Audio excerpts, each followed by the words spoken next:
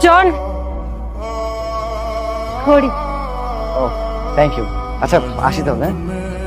Wait, চাবিটা রেখে যাও। চাবি রেখে যাব মানে? বুঝলাম না। কারণ আজকে আমি আমার ফ্রেন্ডদের সাথে আড্ডা দিতে যাব। আজকে একটু কষ্ট করে তুমি বাসে করে চলে যাও। এটা কেমন কথা বলছো? আর তাছাড়া গাড়ি তো আমাদের আছে, বাসে কেন যেতে হবে? ও আচ্ছা বুঝতে পেরেছি, তুমি তোমার ফ্রেন্ডদের সাথে আড্ডা দেবে তাই তো? বাসে এই কারণেই যাবে, আজকে আমি আমার ফ্রেন্ডদেরকে নিয়ে পদ্মার ইলিশ খেতে যাব পদ্মায়। আর তুমি যদি গাড়িটা নিয়ে যাও তাহলে তো আমি যেতে পারবো না, আমার অসুবিধা হবে। আমার সুবিধার জন্য আজকে চাবিটা রেখে তুমি কষ্ট করে বাসে করে চলে যাও। আচ্ছা তাহলে আমি এক কাজ করি, আমি বরং অফিস যাওয়ার পথে তোমার ফ্রেন্ডসদের কাছে তোমাকে নামিয়ে দিই, দেন আমি যাই। না, তোমার আমাকে নামিয়ে দিলে চলবে না, কারণ আমার ফ্রেন্ডের মন মানসিকতা যখন তখন ঘুরে যেতে পারে।